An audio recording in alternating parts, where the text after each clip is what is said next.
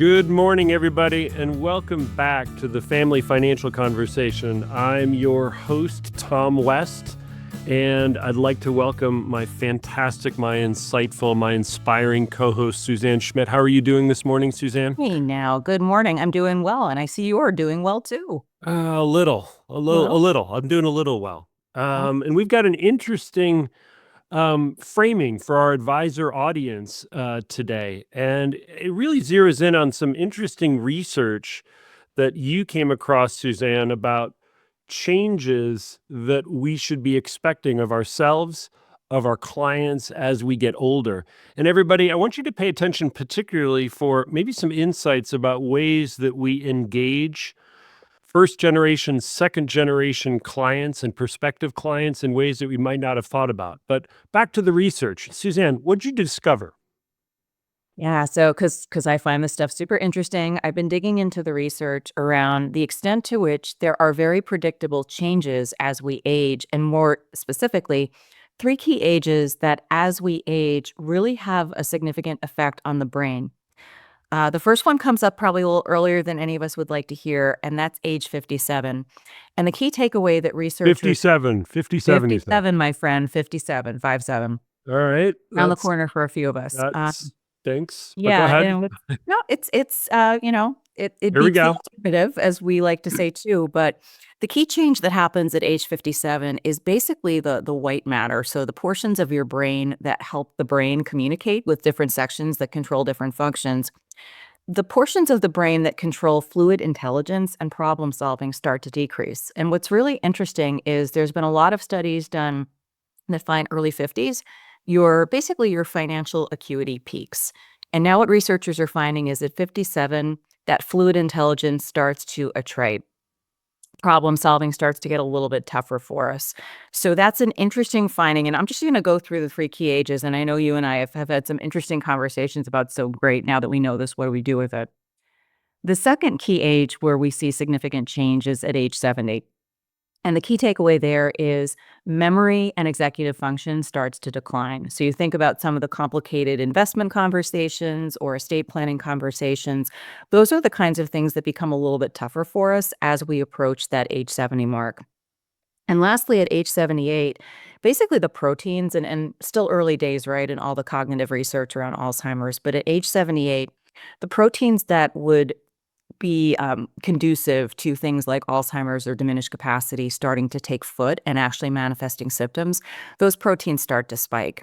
And so researchers find there the key takeaway for, doctors, financial advisors is you've really got to think about how can you not change the frame, meaning that is not a great time to introduce a radically different planning software or a radically different investment concept, but Mm. rather focusing on how to simplify, deconstruct, and really break it down is always important, but incredibly important for folks as they hit that age 78 threshold and beyond.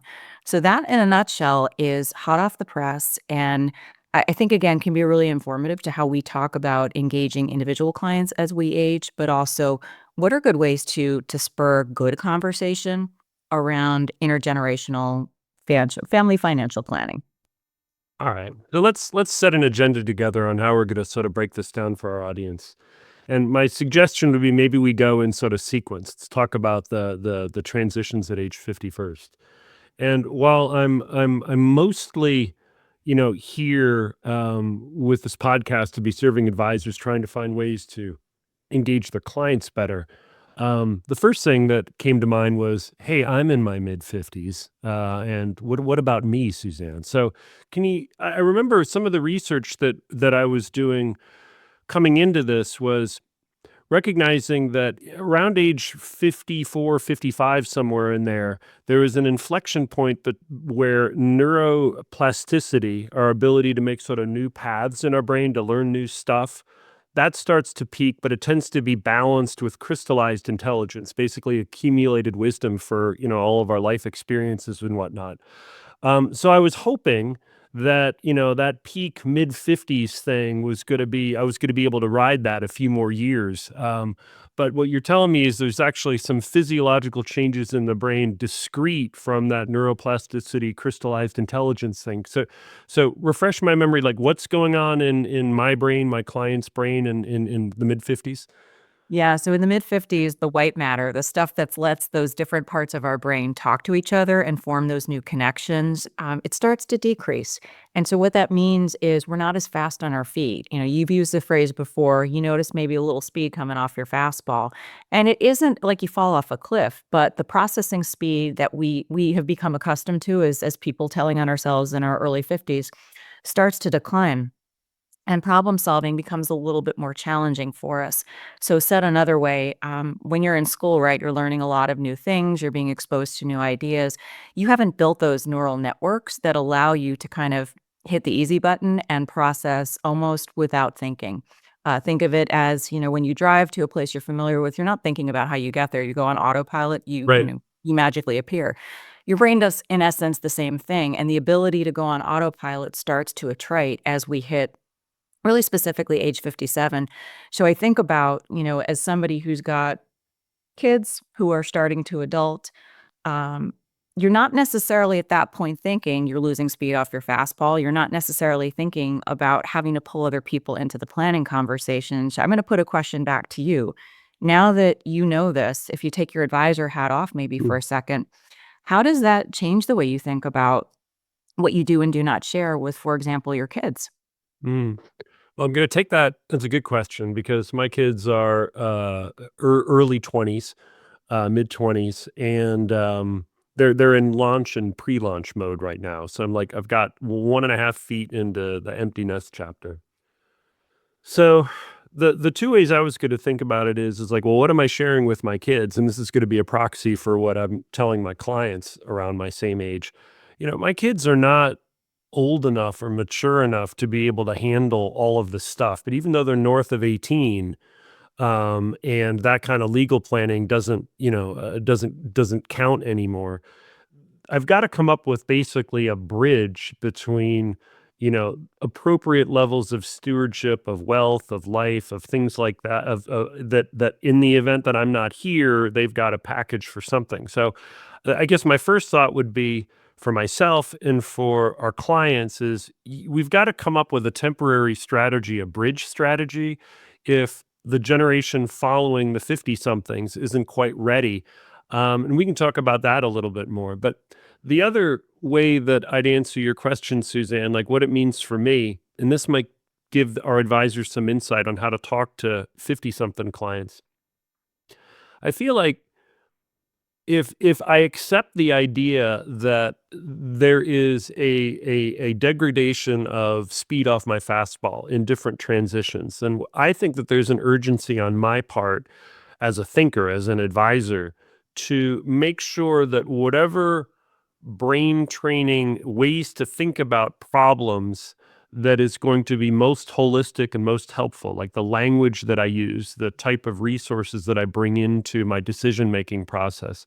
I think it's really important to build that foundation in your 50s because I think when you think you project forward as maybe something different is going to be happening at an age 70 inflection, you know, it seems to be there's a window of opportunity to basically set ourselves up for a good decision making protocol. And maybe that's going to be a bridge, Suzanne, to talk about that next chapter in life. If advisors are thinking, listen, folks in their 50s, we probably have a decade plus run of really building optimum decision making, the ways that we are situationally aware, the way that we identify the different discrete choices that we have. How do we make sure we execute on those? How do we make sure that we monitor the effectiveness of our choices? Those sorts of pieces. Advisors, we can probably do a good job with this insight of thinking that maybe in your mid 50s, that's your real opportunity to think of it like a dashboard for good decision making built with your client. But I also think it's important to start sharing with your clients this is what's happening right now, brain wise, and this is what's likely happening in the future. But I'll put back to you, Suzanne. Tell me a little bit about the transitions that we'd be looking forward to or needing to plan about at that 70 inflection.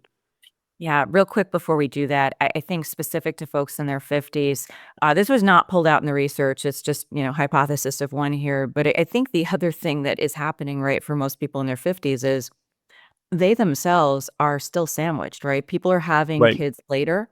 So the kinds of, just pressure, frankly, on us financially, physically, socially, emotionally, they're peaking a little bit later in life. So said another way, somebody who's 57 is still probably taking care of kids, even though they're getting ready to adult, and they're taking care of parents and they're peak earners. So I would argue, just from a social perspective, part of the reason some of those brain changes are likely happening is we're just tapped out. And I think for the advisor, the more that, physicians as well, the more that we can simplify things, be really clear about the impact to the individual and to the family unit. That takes some of the decision making load off the consumer, the client who might be that 50 something person. And it helps reinforce that you, as an advisor, get they're spread thin, they're caring for a bunch of different generations, they're mentally tapped out, and you are adding tremendous value by acknowledging that, talking about the people that matter to them, and simplifying the decision-making framework. Things as simple that I know you do this really well in your practice as de-jargoning and helping people think about some of the scenarios that are likely, going to crop up for them in the next few years. Yeah. But specifically to your question, as we think about folks moving into the 70 range, right, where again, critical thinking skills continue to decline, memory and executive function. So the things that allow us to make good, well-informed decisions start to become harder for us to do. Mm. I wonder, and again, it's something you do really well in your practice. How do you start to engage clients around that's a key inflection point. What's your plan A gonna look like for the next 10 years? So, what is it that is most critical to you as a client? That could be, staying at home, that could be providing down payments for the kids, it could be funding college for the grandkids, but really helping clients, as an ally who is on their side of the table, think about what their plan A is as a way also to inject, okay, so now that we've articulated what you really want to happen, what's the alternative? What's the backup plan? And Mhm. I'd just be curious, how do you approach those conversations where you don't want to take agency or autonomy away from clients? There's no reason they can't make decisions independently, but you know what's coming in all likelihood. How do you preserve that allyship, if you would? Well, I think for each of these different ages, like, for folks in their 50s, I think that the idea of maybe talking, openly, like my parents are still alive, your parents are still alive, like talking openly about, most people when they're planning for retirement in their 50s, they don't think about my parents are still alive, and that's gonna be maybe a Mhm. big variable of the life that I'm gonna lead. And I like the idea of sandwich generation. And then for folks that are, solo agers, open face sandwich generation, Mhm. maybe it's one side, not the other side. But I think that when we get from like what I'm doing for folks in their mid 50s through 70, I think I use 2 general techniques. The first one is, like, what are the teachable moments in your life experience, Mr. Client, Miss Client, that can inform the way that we wanna plan ahead? We wanna be sure that our plan A is working.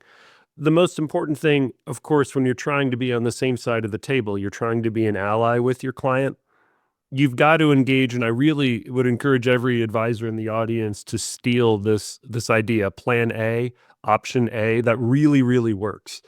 Um, it's usually around that 70 bend where there starts to be very natural anxiety on the part of folks, which is, I'm moving into a chapter in my life where I might not be the captain of my own ship as much as I want, whether it's changes in health, changes in decision making ability, if I'm becoming financially dependent on another generation because I didn't do enough saving and whatnot. I think that when you're talking about developing a plan A, I always find a whole lot of benefit in expressing, what are the things that you're most hopeful for? And audience, remember, like, people really clam up when you start telling them all the bad things that might happen. They shut down when folks are sort of pressured to give up some control or sense of control because they're in some kind of danger. That is like not the way to engage. The way to engage is wherever anybody is at their particular point in life, figure out what are the things that they're most hopeful for, what are the plans that we might want to make and rally around, and do everything that we can to meet our clients around those particular priorities. And then, and only after you establish consensus on what those priorities are, then you pivot to what happens if something goes left, if there's a change in health or there's a financial catastrophe or something like that. So the sequencing, Suzanne, is, I think, really important. Always lock in on the things that folks are most hopeful for. Try to get as concrete of a visualization of a positive future state as possible. We've had present self, future self conversations in previous podcasts. This is an opportunity, I think, to really imagine with us, with your client, what that positive future state might be. And recall that that's hard for people to do. There's also one other little hack that I use when I'm communicating with clients that works. If you can't imagine yourself in this positive future state, imagine your kid, imagine your grandkid, imagine your child retiring successfully.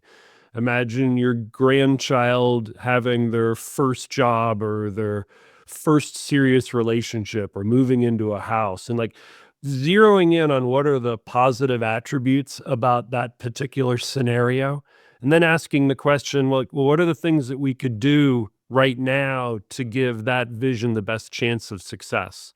Again, drill in that and then pivot backwards. Well, let's figure out what happens in case those opportunities are taken away. But that's usually what I'm doing at around the 70 bend. Hopefully that's helpful. Certainly helpful to me. And I'm curious, Tom, is there any particular way that you've introduced that? So you've got a client who's 70, they're coming in, they've been an existing client.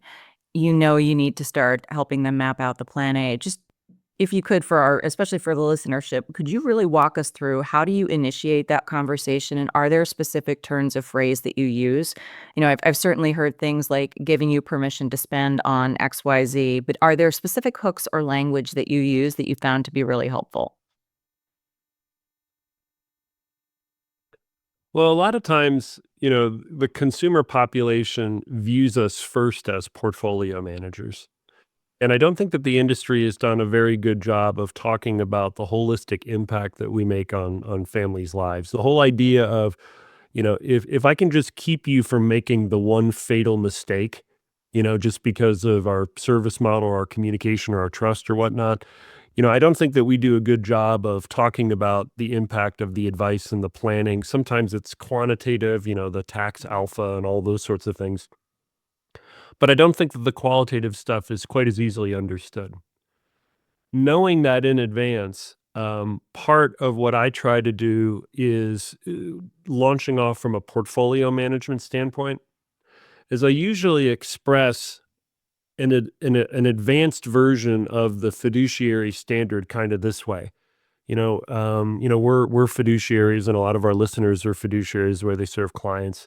And Suzanne is my client. I would say something like, "Of course, we're fiduciaries. We're going to act in your best interest. We're going to disclose and avoid conflicts of interest and all of those sorts of pieces." But truly, what we think an elevated fiduciary standard is I want to have a consensus with you about what the job of the money is, like knowing really specifically how we want to make these dollars perform to be able to achieve qualitative and quantitative goals that we have. So I want to zero in on how come you want to be a 60-40 investor exactly? How come you want to be an 80-20 investor exactly?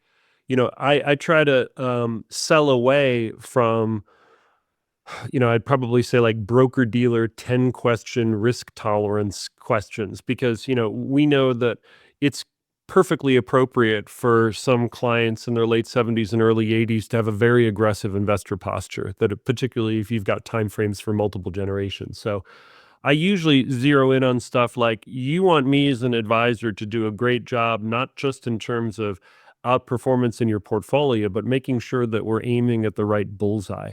So that usually gives me an opportunity to introduce concepts around more sophisticated financial planning, which is tell me exactly like how much money we might need at different inflection points. Well, what if there's a financial situation, a change in health, you want to move, a kid needs to be bailed out? And what I try to do is I try to introduce as many plausible scenarios as possible or prompt them in their life experience. What have you seen with parents, with relatives, with friends that have knocked the plan A's of other people off stride?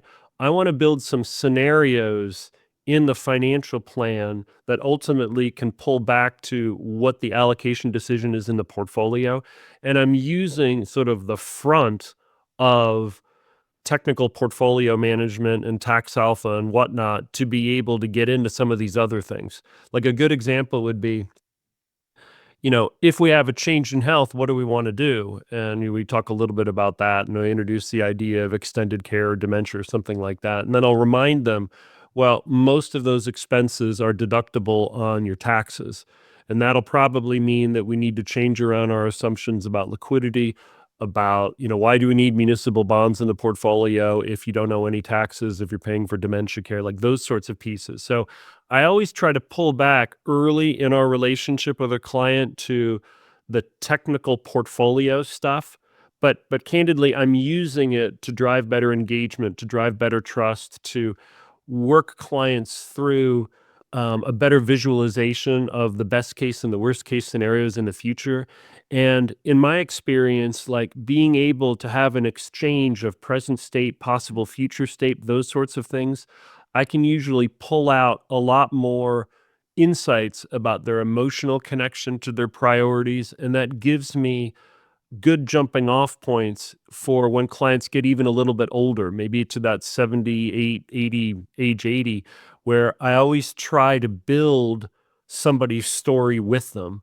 When you're going to tell me a little bit about changes in a second at sort of that age 78 bend. But what I'm trying to do through folks' 70s is create a narrative. This is, you're a character in your own book. Your character's characteristics are dit, dit, dit, dit, dit. The way we make decisions is these things. The way that we handle adversity is these things. The people we care the most about are these people.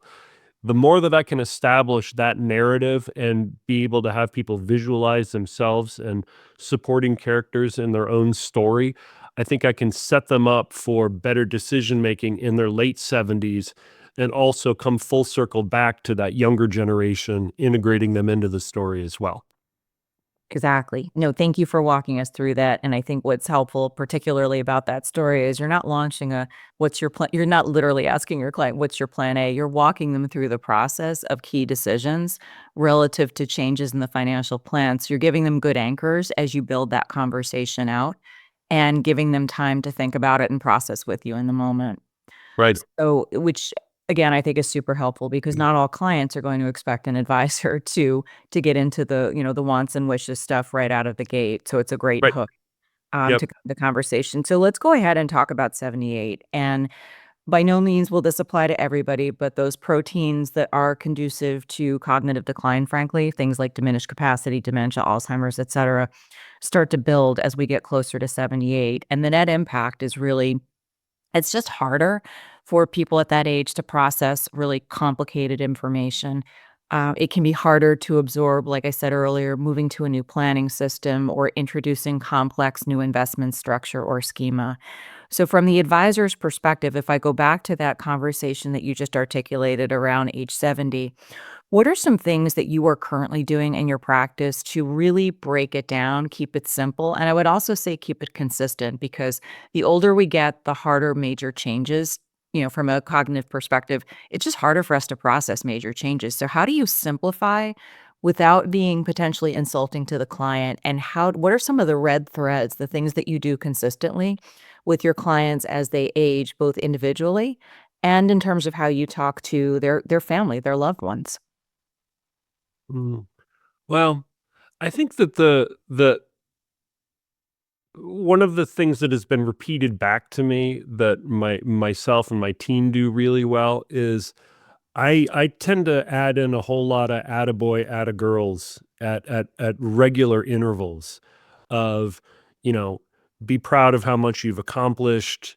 You're in a pretty good position right now. We're recording this in the first quarter of 2025 when certainly the news cycle is putting pressure on everybody in terms of anxiety about what comes next, and giving people some relative confidence of you're not in this category of folks that have different kinds of concerns. You've put yourself in a position to at least have choices and options and might actually be able to extend sort of like a halo of safety across maybe not just your own household, but the household of other family members. So the first thing that I do is I try to talk, which as much encouraging attaboy, attagirl as possible.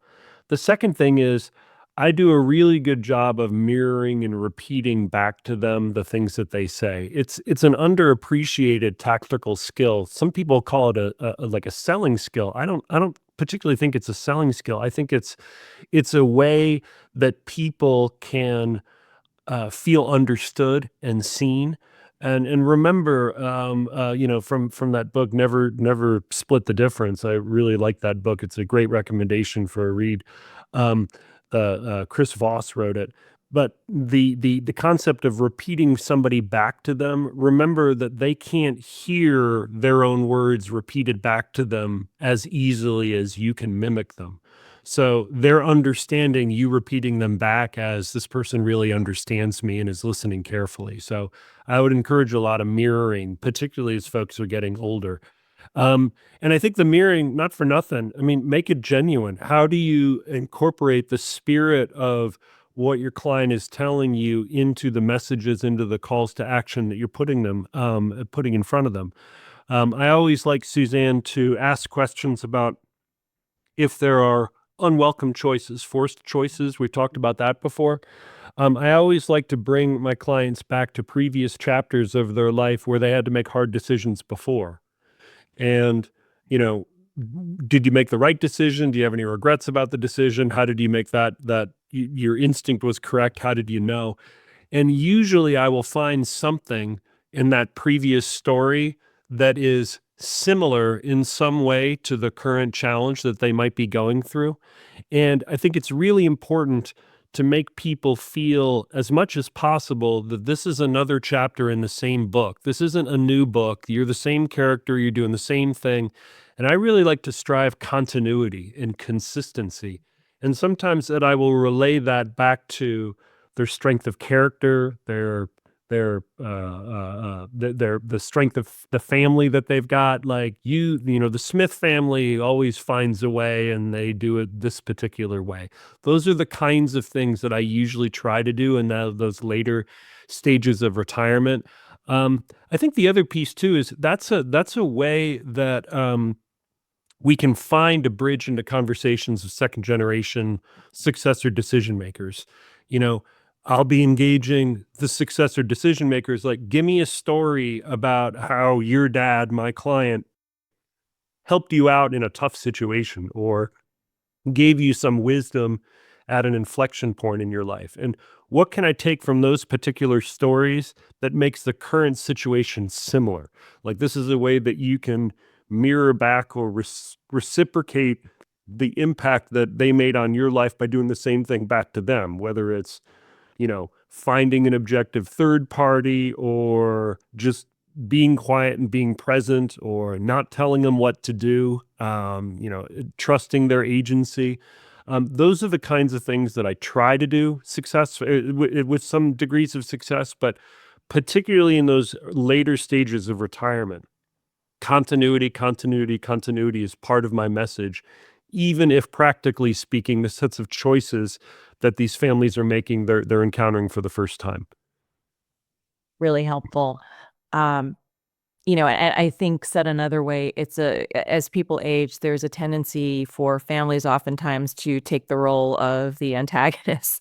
They're the ones that are talking about the deficits, the shortcomings, the changes, and what you just played back to me reinforces how you keep yourself on the same side of the table as the client. You show up as an ally, and you're there as an objective witness who understands what the client's plan A is and the fallback position for plan B. And you are then showing up as an advocate for the client if there are differences of opinion with the family.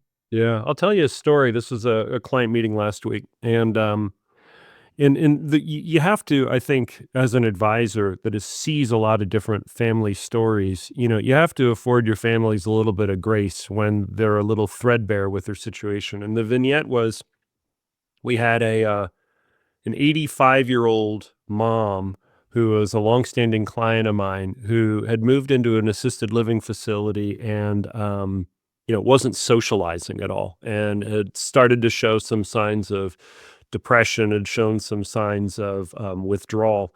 And the adult daughter, my age, was extremely frustrated, and, maybe was speaking to the mom that she used to know, and they got into their track of not always functional disagreements.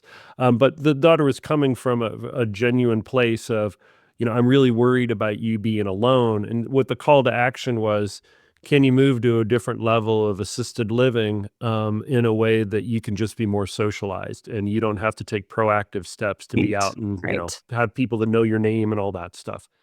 And what I found myself in the room, is I wasn't exactly a referee, but I think what I was able to identify, and I'm not a therapist, but I've done it a handful of times.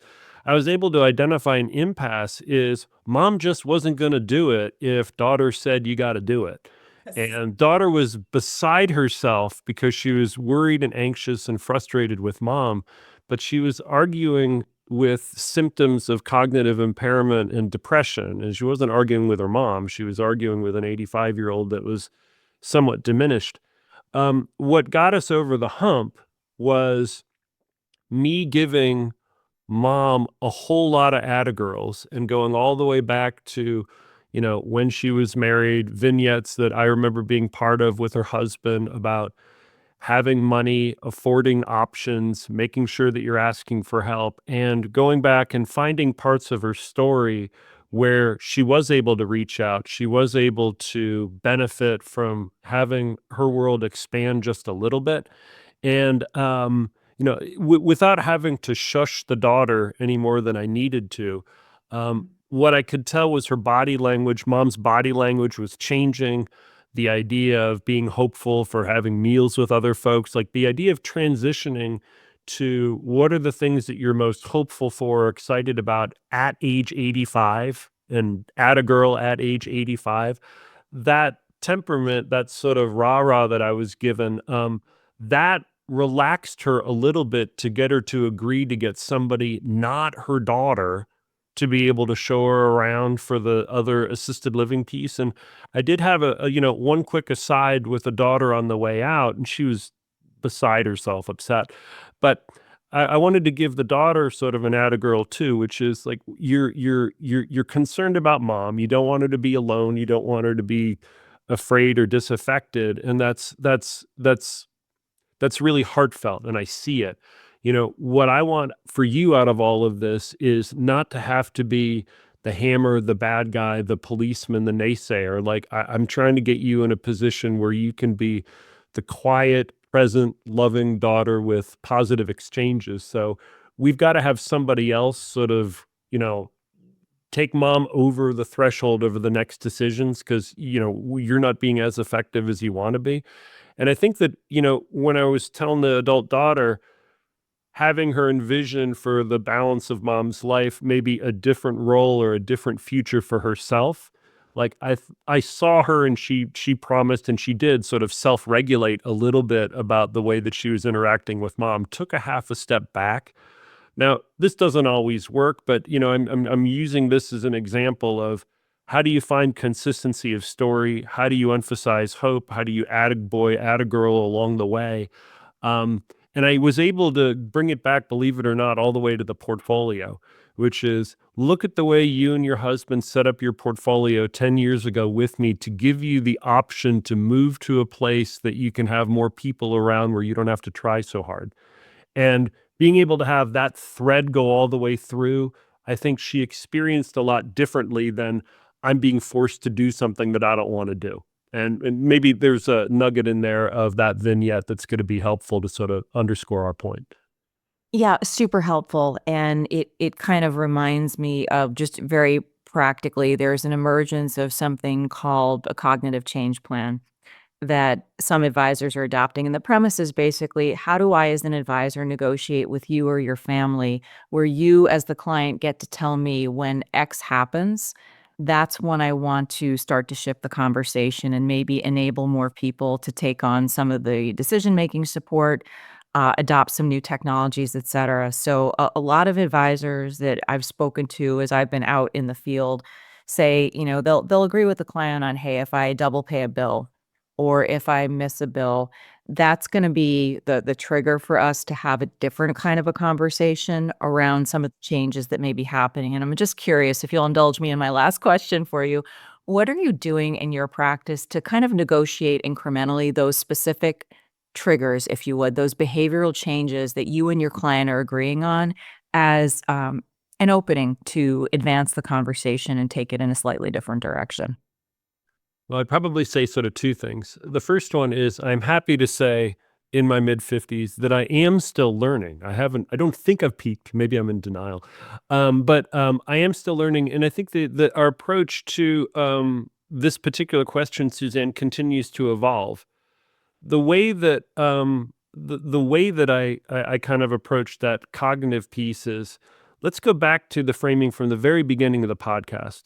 I want everybody to imagine their book of business and their age cohorts. And okay, you got, mid 50 something, then you move into the sort of the heart of sort of the boomers in that 70 bend. Maybe the poles of that 70 bend are Suzanne's inflection points of 70 to 8 to 80.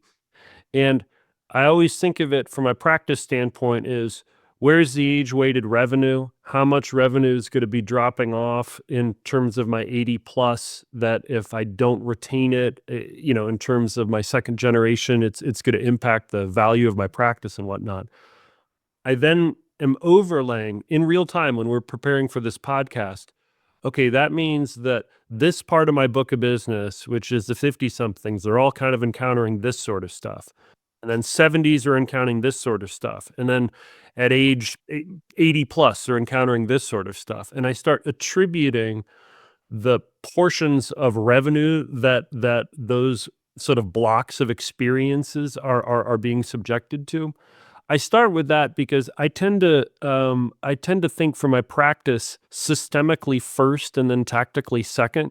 So the first thing that I do when I'm thinking of this cognitive piece is like, how much is it worth to my practice to be able to go narrower and deeper in something that might not be immediately monetizable, right? Because I always want to think like, I'd like to think I'm a big hearted person. I do a lot of charity work, but at the same time, I'm trying to run a business and I can't be a social worker and give out all the hugs for free under all circumstances. So that framing has helped me think of this cognitive issue.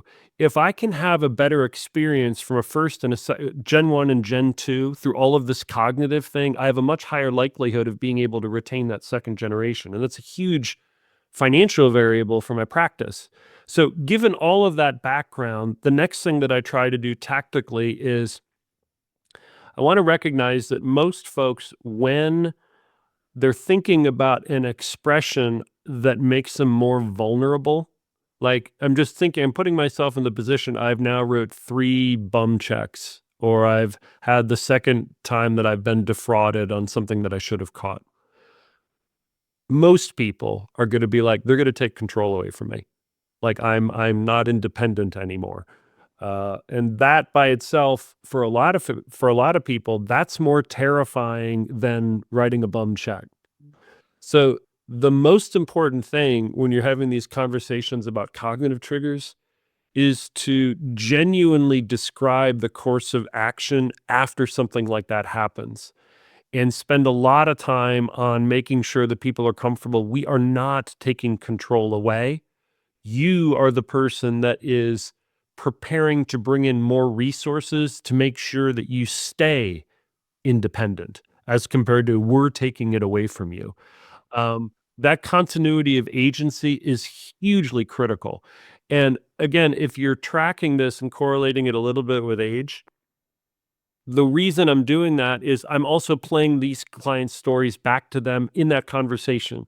So, you know, just like you had, a particular protocol and some success handling hard decisions in the past, this will be another one. Let's think about ways that we can make the best decision then, so that future generations can look back and say, "Listen, when mom was slipping a little bit, she knew when to hit the Plan B button."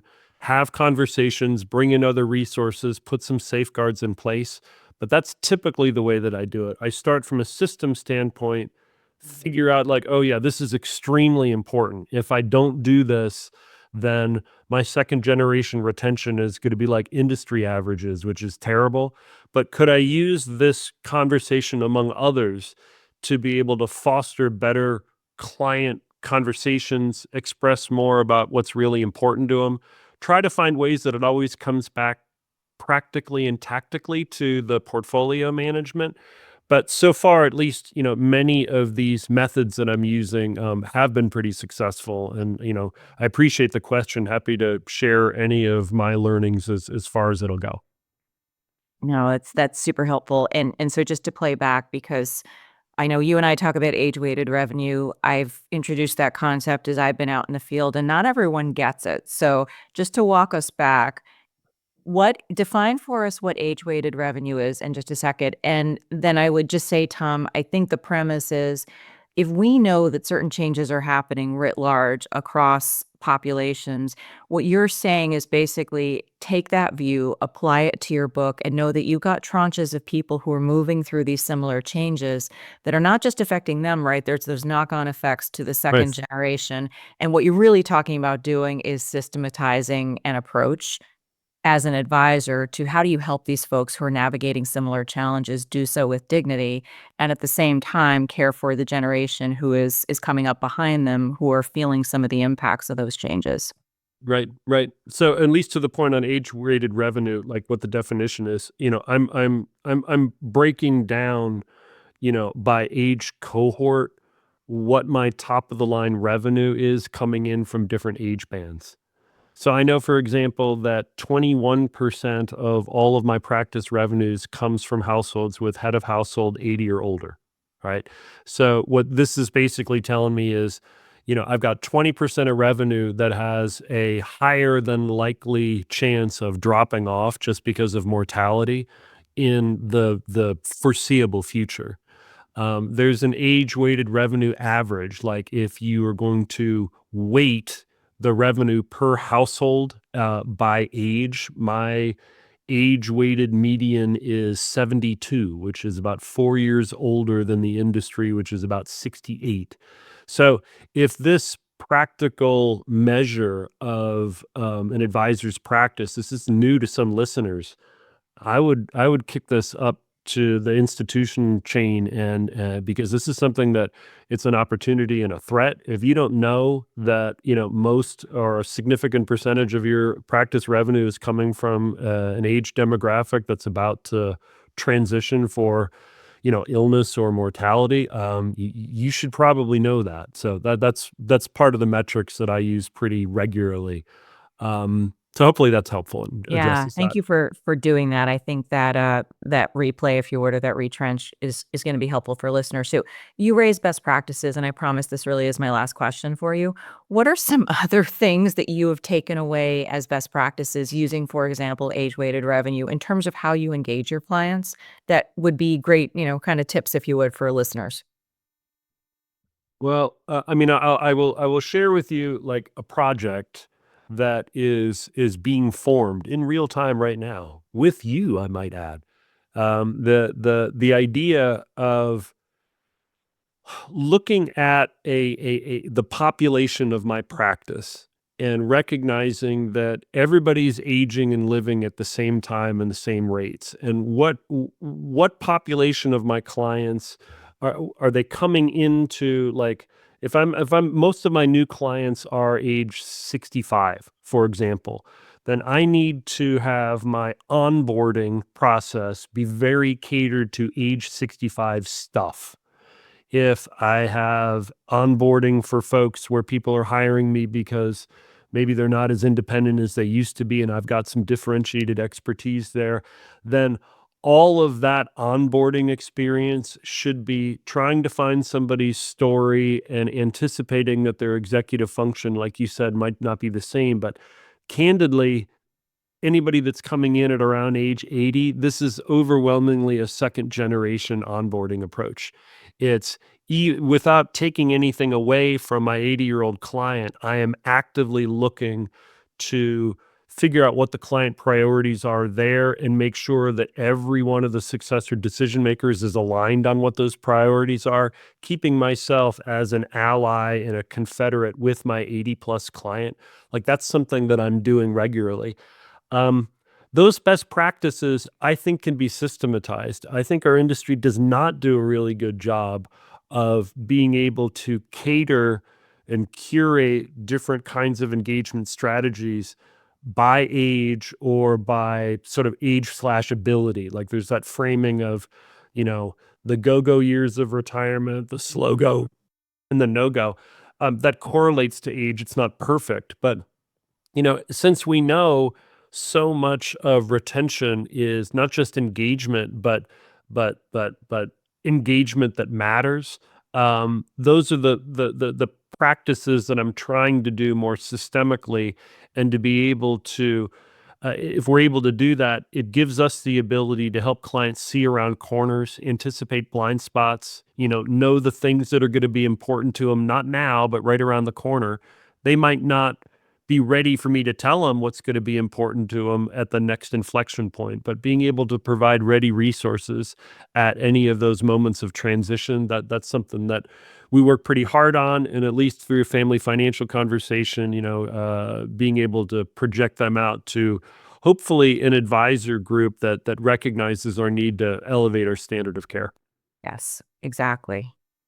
Thank you. That was really a helpful playback, if you would, of the bridge and how you're treating age-weighted revenue, and how we're together thinking about it a little bit differently on a go-forward basis.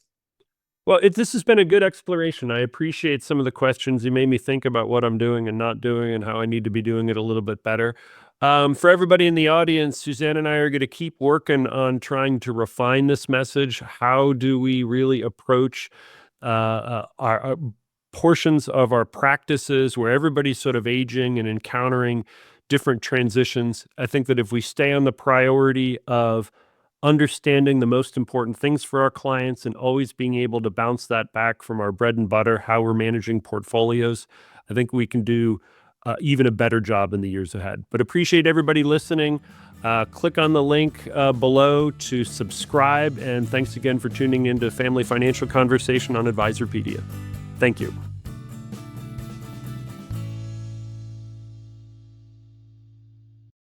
Thank you for listening to the Family Financial Conversation podcast. Click the subscribe button below to be notified when new episodes become available. The information covered in the podcast represents the views and opinions of the guests and do not necessarily represent the views or opinions of Signature Estate and Investment Advisors. Disclosure. Signature Estate and Investment Advisors, LLC is an SEC-registered investment advisor. However, such registration does not imply a certain level of skill or training, and no inference to the contrary should be made. Securities offered through Signature Estate Securities, LLC, member FINRA SIPC. Investment advisory services offered through SEIA, LLC, 2121 Avenue of the Stars, Suite 1600, Los Angeles, California, 90016. Telephone number 310-712-2323.